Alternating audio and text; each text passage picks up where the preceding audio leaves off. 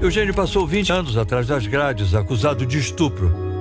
Lá dentro não adianta chorar, não adianta pedir pelo amor de Deus, lá não é lugar de choro. Paulo foi condenado a 21 anos de cadeia, também por estupro. Até depois da morte, vou lembrar disso. A raiva e a revolta mantiveram Eugênio vivo. Mas eu passava a mão também nos facão, amarrava pano na cabeça e largava minha Bíblia e pum, baseadão na boca, tirava de malandro, você tinha que fazer, eu tinha que seguir o esquema. E o senhor usava drogas? Não, eu tinha que fazer para me fingir que eu era bandido. Paulo, ao contrário, não suportou a pressão e tentou se matar. O senhor tentou se cortar de que maneira? Foi no braço? Tem marca? Tem aqui. Foi nesta veia? Mas a hora que os presos viam aquilo, eles chamavam os guardas e falavam, o senhor pode estar tentando aqui. Porque eles viam que eu era inocente, né? Os dois foram confundidos com o mesmo criminoso. O maníaco do Anchieta. Um estuprador que agia na década de 90 em Belo Horizonte, Minas Gerais. E foi um erro brutal, uma coisa brutal que fizeram comigo. Quem fez as investigações não quis investigar. Eles simplesmente foram pelo falso reconhecimento. Sósias de um criminoso. Eugênio cresceu em uma família tradicional da capital mineira. Estudou em bons colégios, viajou pelo mundo. Ele foi o primeiro a ser preso injustamente. 13 de agosto de 1995. Seu Eugênio estava nessa praça de Belo Horizonte com a namorada dele quando foram surpreendidos por dois policiais descaracterizados, que abordaram o casal fazendo a seguinte pergunta. Você é Eugênio Fiuza? Sim, senhor. E essa garota que está com você aí? Eu falei, uma amiga minha, que eu não sabia o que estava acontecendo. Ele conta que não deu muita importância aos policiais. Era um cara boêmio, frequentava a zona, meretrizes, boates de mulheres. Eu tinha várias mulheres, várias amantes. Mas um homem boêmio, na época, com 46 anos, nunca tinha sido preso. Fiquei sem saber. Fui com eles, segui com eles, falei assim, daqui a pouco eu tô aí. Falei com a minha namorada, daqui a pouco eu tô aí. Isso daqui a pouco durou 20 anos. 20 anos. O horror vivido na cadeia deixou traumas profundos. Pensava que lá dentro eu não ia sair vivo mesmo. Eugênio conta que não suportou a tortura física e psicológica. Com medo de morrer, acabou confessando à polícia crimes que não tinha cometido. E todo dia eu era torturado. Enquanto Eugênio estava preso, vários estupros continuaram acontecendo nas ruas do bairro Anchieta. 2 anos depois da prisão dele, a polícia cometeu outro erro. Paulo saía do prédio onde trabalhava como porteiro quando foi abordado por policiais. Foi bem aqui que o senhor foi preso? Foi aqui. Eu fui passando, dei bom dia para eles. 2 estavam assim no passeio. Aí eles me deram voz de prisão. O senhor está preso. Eu falei, mas preso por quê? Não tal. Na época, com 51 anos, o porteiro tinha ficha limpa e levava uma vida pacata. Após a abordagem policial, seu Paulo acreditava que tudo aquilo não passava de uma grande brincadeira e de mau gosto. Era 1º de abril de 1997, justamente o dia da mentira. Um homem simples, dedicado à família e que não sabia sequer o que significava a palavra estupro. Não tinha, assim, conhecimento direito. No trabalho, ninguém acreditou que ele fosse capaz de cometer um crime tão bárbaro. Todo mundo, não era só um nem dois, né? Todos os moradores. O comportamento de Paulo sempre foi acima de qualquer suspeita. Mesmo sem provas concretas, ele foi preso. Fez vistoria na mochila de trabalho, tudo, fez DNA em mim, tudo direitinho. Depois de uma armação. Paulo e Eugênio foram condenados porque pareciam com o retrato falado do estuprador. Homem magro, olhos fundos, com barba e bigode. 5 vítimas apontaram Eugênio como culpado. outras duas acusaram Paulo. Para os advogados de defesa, as condenações foram um erro grotesco da justiça. Melhor deixar um criminoso solto do que um inocente preso. Para o defensor público do estado de Minas Gerais, Wilson Rocha, as vítimas foram induzidas pela polícia a apontar os dois como culpados. É recorrente a gente ver reconhecimentos feitos em audiência de formas contrárias à lei, de formas totalmente arbitrárias. Enquanto Eugênio e Paulo estavam presos, o verdadeiro estuprador continuava atacando suas vítimas. Deve ter umas 30 estupros, no mínimo. Enquanto você e o porteiro Paulo estavam presos. Estavam presos.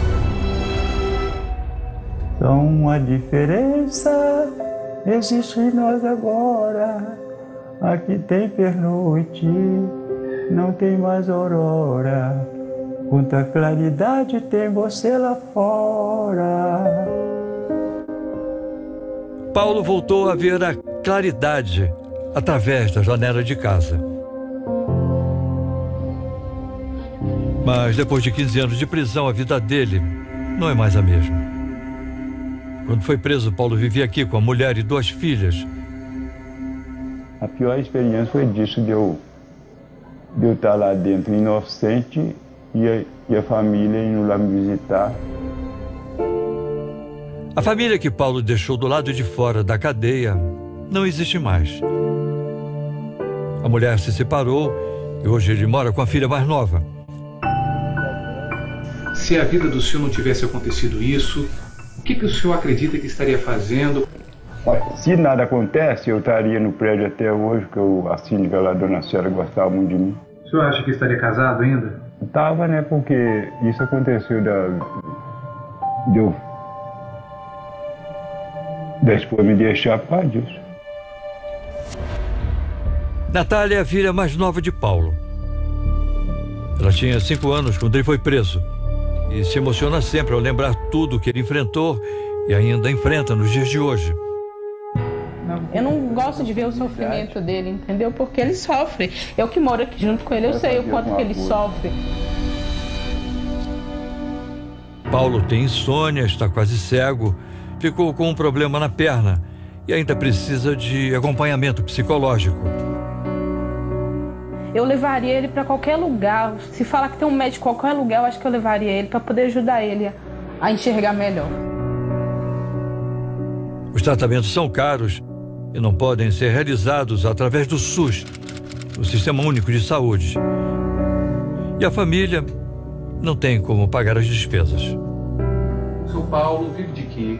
Ele é aposentado, né? Mesmo com todos esses problemas de saúde, Paulo tenta recuperar pequenos prazeres. Todos os dias faz questão de dar um passeio pelo bairro.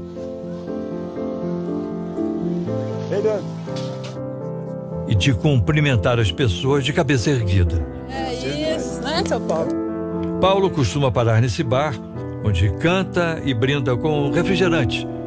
A liberdade por ele tão esperada.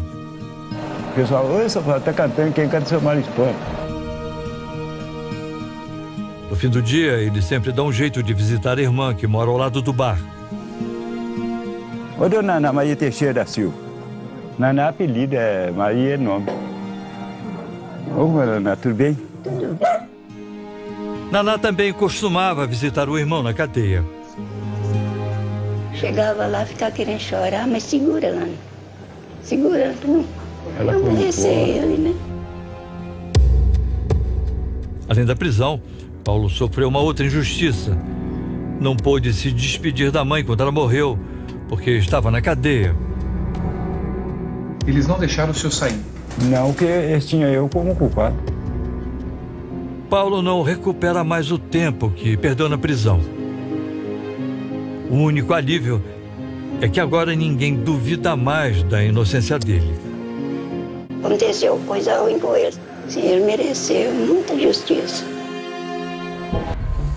Uma pensão no centro de Belo Horizonte, Minas Gerais. É aqui que Eugênio Fiuza vive hoje. Pensão humilde, mas é melhor do que lá uma penitenciária. O quarto é simples e pequeno, mas sem o que ele mais sonhava quando estava na prisão: uma janela. Pensar o que o senhor passou e olhar para isso aí, abrir a janela, como é que é? Ah, maravilhoso. Esse diário é abundância, que eu fiquei em uma cela preso, sem janela, sem nada.